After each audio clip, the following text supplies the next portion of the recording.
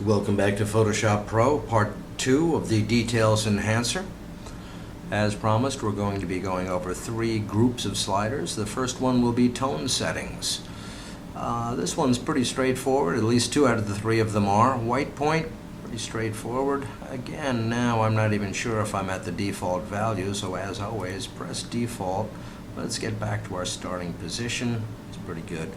White point and black point work basically exactly as they do in levels or curves in Photoshop. If I bring up white point, what's going to happen is that it's going to make the highlighted areas even more highlighted. Okay, that's not too bad actually. Well, maybe I'll just go ahead and leave it about there.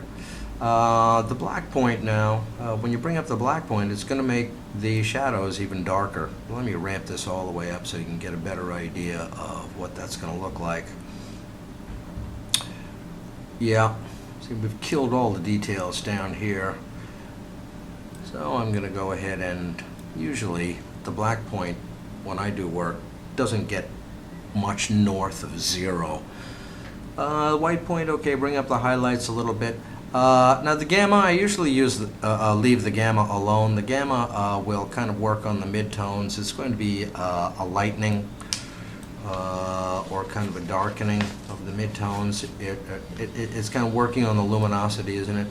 And if I want to work on the luminosity, I've got other sliders I like to work with. So I'm going to go ahead and leave that back on maybe about here. To be honest with you, I can't even remember where the default was on this, so I'm just going to hit default again. My white point was up at about 2. Gamma was at 1. Cool. Okay, we're good. Alright, that'll take care of tone settings. Pretty straightforward there. Color settings. These are really pretty straightforward here also. This group of 4 sliders. Temperature. If you move the temperature up to the right, it's going to make the image warmer, bringing in kind of orangey, reddy kind of colors. And if you slide it down to the left, it's going to make the image cooler and more of a bluish tint to the image. It's already pretty warm at the default of 0, so I'm going to go ahead and leave it there, kind of like that. Saturation highlights and saturation shadows, pretty straightforward. The highlights part of your image, what do the colors look like there, and do you want to make them more saturated? If so, go ahead and drag that up. That's kind of a mess there, isn't it? Let me go ahead and leave it at just a little bit north of 0. Saturation shadows, again, the colors in your shadow areas. How saturated do you want them to be? Let's drag this up and see what happens. And that's kind of a disaster, isn't it? Let's go ahead and leave this at the default of 0. And that'll take care of color settings. Now the last set of sliders are extremely important. They've got kind of the almost, bad sounding miscellaneous settings, like, sort of next to useless. But these sliders in here are actually some of your most useful you're ever going to use in your HDR imaging. Micro smoothing, for example. When you do HDR work, a lot of times you're going to pull in a lot of a noise in the sky area. Micro smoothing is a good way to get rid of that. So what you do is go ahead and pull that up.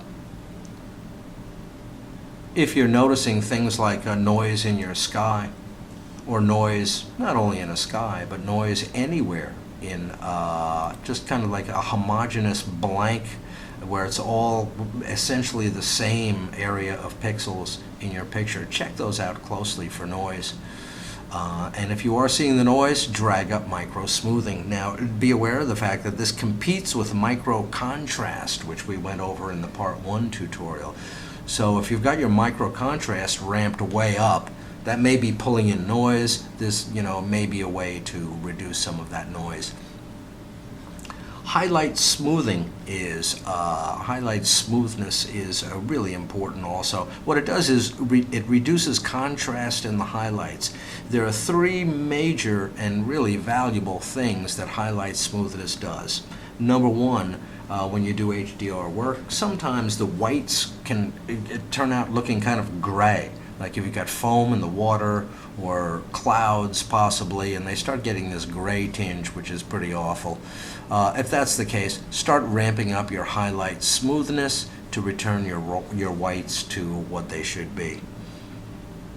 Another use of the highlight smoothness is take a look at your skies again, or again any other blank kind of homogeneous areas in your image. But sometimes in the skies especially, the light blue skies can start turning a dark blue and a kind of a gray. So check your skies out, and if that's happening, ramp this up to try to reduce that a little bit. The third huge value of this slider alone is helping to remove halos of your images. Check that out. If you've got like a stand of trees with the dark leaves against a light sky in the background, when you do your HDR work with the contrast, etc., you can start seeing these awful halos around the leaves. And if that's the case, start ramping this one up, highlight smoothness, to try to get rid of those halos. Shadow smoothing is pretty straightforward. This one works on grain now. So it technically reduces contrast in the shadows, but what that will do is get rid of grain. If you're picking up any kind of grain in your shadow areas, look at the clouds in your skies. Sometimes when you do HDR work, the clouds get real grainy. This will help to remove the grain. Shadows clipping, be careful with the shadows clipping. In some images, if you've got some swaths of kind of dark areas where you're just pulling in a little bit of details, it doesn't take much for the shadows clipping to completely black them out. Now I've got this ramped up pretty far. I'm not in a whole lot of danger of that in this image, but I've got to ramp this up pretty far to completely lose any detail in the darks. But there are other images I've worked on where I don't have to bring this up very far, and all of a sudden the darker shadow areas go completely black. So be careful with this one. Keep a very close eye on that one. And that is it for Details Enhancer Part 2, your final 3 sets of sliders. Tone settings, pretty straightforward. Color settings, very straightforward. And the ever and always important miscellaneous settings. God, they should get a better name. Okay, and as always, if you like the image after you're finished, simply click Process, and you are done. Thank you very much, and we'll see you next time.